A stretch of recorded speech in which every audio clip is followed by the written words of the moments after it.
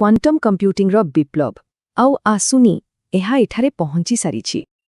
କ'ଣ ହେବ ଯଦି ଆମେ ଅପେକ୍ଷା କରିଥିବା ଭବିଷ୍ୟତ ଗତକାଲି ହିଁ ଆସିଯାଇଥାଏ? 2025 ଏହା ହିଁ ସେହି ବର୍ଷ।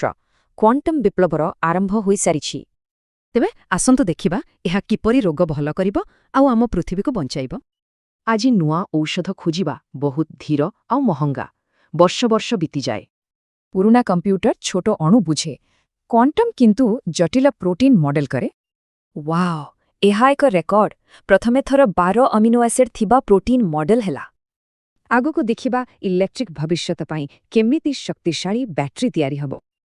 ଅନୁମାନ ନୁହେଁ, ଏବେ ସଠିକ୍ ସିମୁଲେସନ୍, ଯେମିତି ଗୁଗଲ ଓ BASF କରୁଛନ୍ତି। ଏବେ ଆସନ୍ତୁ ଦେଖିବା ଟଙ୍କା ଆଉ ବ୍ୟବସାୟ ଦୁନିଆରେ କ'ଣ ବଦଳୁଛି। କ୍ୱାଣ୍ଟମ୍ ସାହାଯ୍ୟରେ ଫାଇନାନ୍ସରେ ଠକେଇ ଧରିବା ସହଜ ଆଉ ରିସ୍କ ବି କମ୍। ଟ୍ରାଫିକ୍ ଜାମ୍ ଆଉ ଡେରିରେ ଡେଲିଭରି, DHL ଏବେ 20% ଅଧିକ ଦ୍ରୁତ। ବଡ଼ ବଡ଼ କମ୍ପାନୀ ଯେମିତିକି ଫୋର୍ଡ ନିଜର ଉତ୍ପାଦନକୁ ଅଧିକ ଦକ୍ଷ କରୁଛନ୍ତି। କେବଳ 5% ଉନ୍ନତିର ମୂଲ୍ୟ ଜାଣିଛନ୍ତି?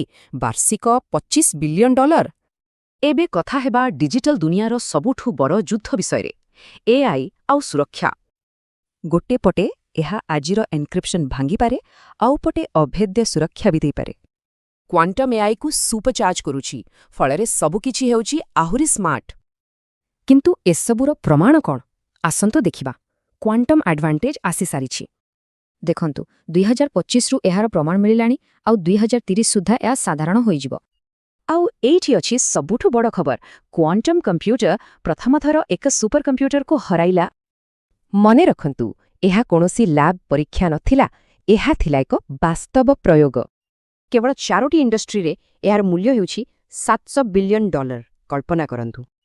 ତେଣୁ ସେହି ନୀରବ ବିପ୍ଳବ ଶେଷ। ଏବେ କ୍ୱାଣ୍ଟମ୍ ଯୁଗର ଶବ୍ଦ ସମସ୍ତେ ଶୁଣିବେ।